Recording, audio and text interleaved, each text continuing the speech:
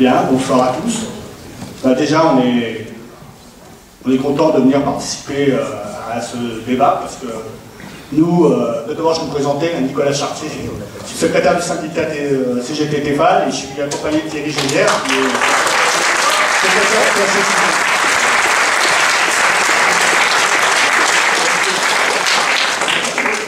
Alors, Tefal, c'est à Remilly, à côté d'Annecy, s'il y en a qui connaissent. Et sinon, on fait partie du groupe SEB, où son siège social est à Écully.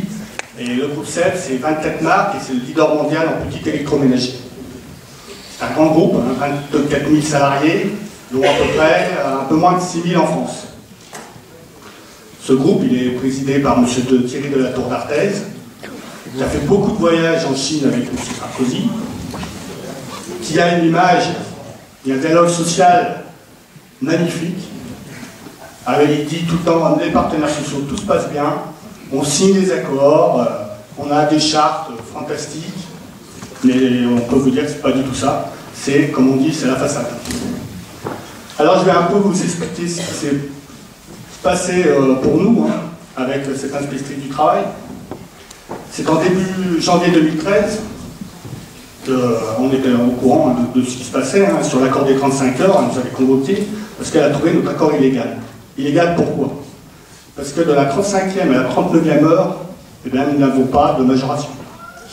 Donc la direction, ça fait 13 ans qu'elle vole les salariés. Elle a demandé donc à la direction de revoir cet accord. La direction, elle a carrément refusé. Et puis, en début avril de cette année, de 2013, elle apprend que des collègues, par des collègues que son supérieur hiérarchique, M. Philippe Dumont, peut-être que certains connaissent, a évoqué le dossier Tefal en déplorant qu'elle mette le feu dans cette grande entreprise. Il faut savoir que ce bassin annécien, Tefal, c'est la plus grande entreprise avec à peu près 1800 salariés. Voilà, avec des grands politiques.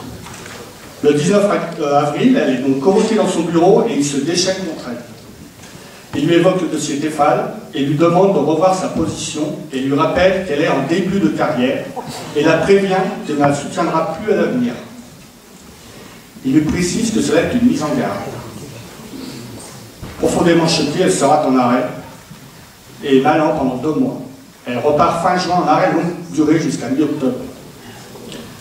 Il lui parvient en octobre 2013 un courrier anonyme qui lui dit « Je suis en possession de documents hyper confidentiels prouvant que vous avez été victime de pression, que le groupe SEB et la société Tefal via des personnes du MEDEF une pression sur votre responsable afin qu'il vous fasse taire. » Cette personne qui a fait ce courrier anonyme dit qu'il le fait dans le but de justice, de défense des grandes valeurs de notre pays, mais aussi et surtout du respect de la personne et de son travail. Alors apparemment, il y a des documents, donc un mail du 28 mars, comme quoi le responsable des ressources humaines de Tefal, qui est M. Dan Labergel, qui a 35 ans, qui vient de chez Valeo, dit « J'ai échangé avec M. Paillard, responsable de l'UMM, syndicat du patronat de la métallurgie, au sujet de l'inspectrice. Il me dit qu'il a le pouvoir de la changer de section administrative pour que Tefal ne soit plus dans son périmètre. Intéressant ou non?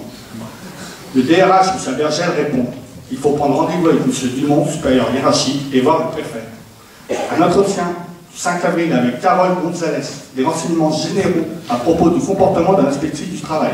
Puis le 18 avril.